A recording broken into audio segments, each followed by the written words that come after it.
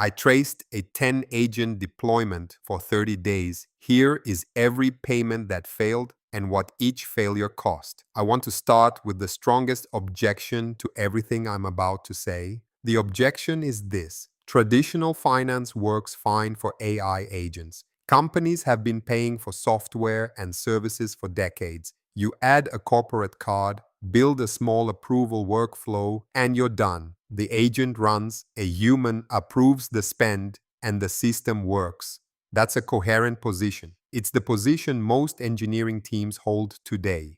And by the time this video is over, you're going to understand exactly why it breaks down, at what scale it breaks, and what it costs you while you wait. I'm not going to argue that traditional finance is bad.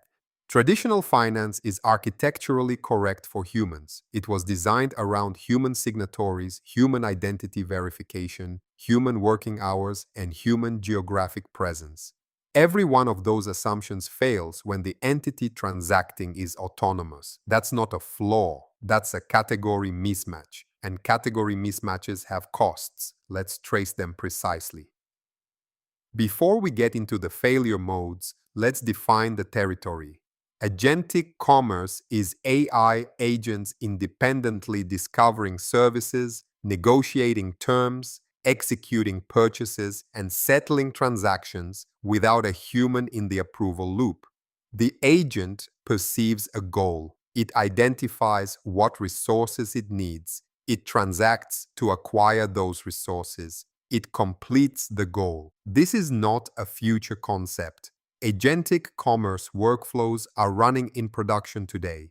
They're booking API calls, purchasing compute credits, contracting freelance services, renewing software licenses, and paying for data feeds. The question isn't whether agents will transact. They already do. The question is which infrastructure layer handles the transaction. Right now, the honest answer for most teams is a human does. An agent reaches the payment step, fires a notification, and waits. A human wakes up, reviews the request, logs into a payment system, approves it, and the workflow continues. That's not agentic commerce. That's a human-in-the-loop workflow wearing an agentic costume. The distinction matters because the performance gap between fully autonomous settlement and human-approved settlement is not marginal. We'll put exact numbers on it shortly. Agentic commerce protocols, ACP and AP2 among them, define how agents discover services and negotiate contracts. They specify the communication layer. None of them specify how the agent holds funds, initiates a payment, or maintains a treasury balance across multiple currencies. That's the gap.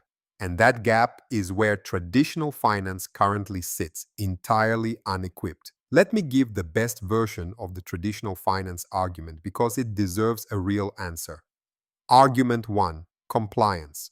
Corporate cards and bank wires carry existing AML and KYC infrastructure.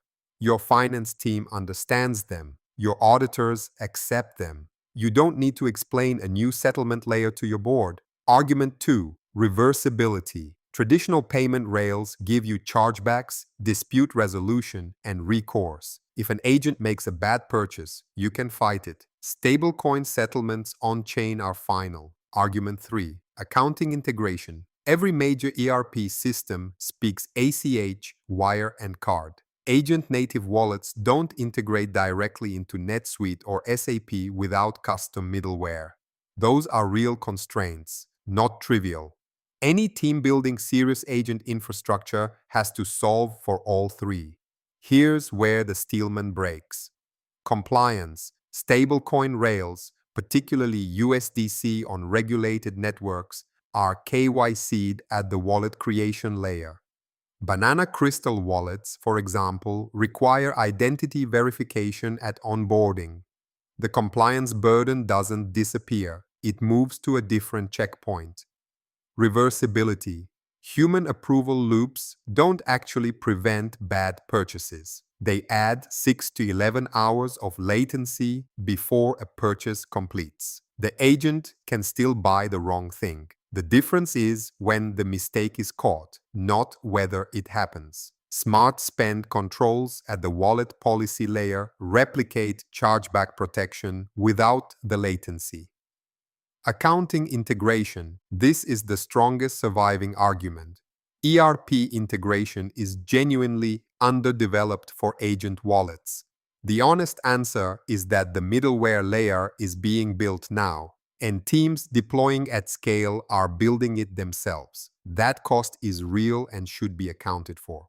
But it's a one-time integration cost, not a recurring overhead.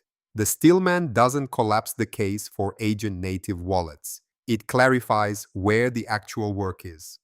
Here's where we get specific.